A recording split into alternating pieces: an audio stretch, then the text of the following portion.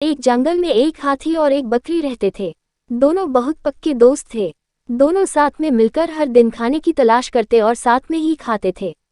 एक दिन दोनों खाने की तलाश में अपने जंगल से बहुत दूर निकल गए। वहां उन्हें एक तालाब दिखाई दिया। उसी तालाब के किनारे एक बेर का पेड़ था। बेर का पेड़ देखकर हाथी और बकरी बहुत खुश हुए।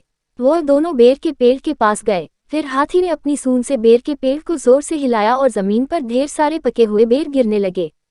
बकरी जल्दी जल्दी गिरे हुए बेरों को इकट्ठा करने लगी। संयोगवश उसी बेर के पेड़ पर एक चिड़िया का घोंसला भी था, जिसमें चिड़िया का एक बच्चा सो रहा था और चिड़िया दाने की खोज में कहीं गई हुई थी। बेर का पेड़ जोर से हिलाने के कारण चिड़िया का बच्चा घोंसले से बाहर तालाब में गिर पड़ा और डूबने लगा। चिड़िया के बच्चे को डूबता हुआ देखकर उसे बचाने के लिए बकरी तालाब में कूद गई, लेकिन बकरी को तैरना नहीं आता था।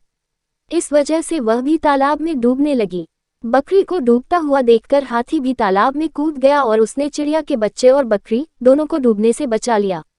इतने में चिड़िया भी वहां पर आ गई थी और वह अपने बच्चे को सही सलामत देखकर बहुत खुश हुई।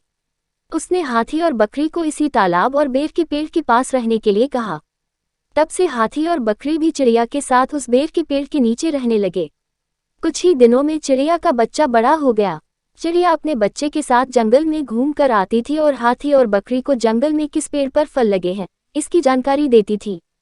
इस तरह हाथी, बकरी और चिड़िया मजे में रहते और खाते पीते थे। कहानी से सीख, हमें किसी का बुरा नहीं करना चाहिए। अगर हमारी गलती से किसी को परेशानी होती है तो उस गलती को सुधारना चाहिए और मनमुटाव दूर करते हुए एक दूसरे की मदद करनी चाहिए।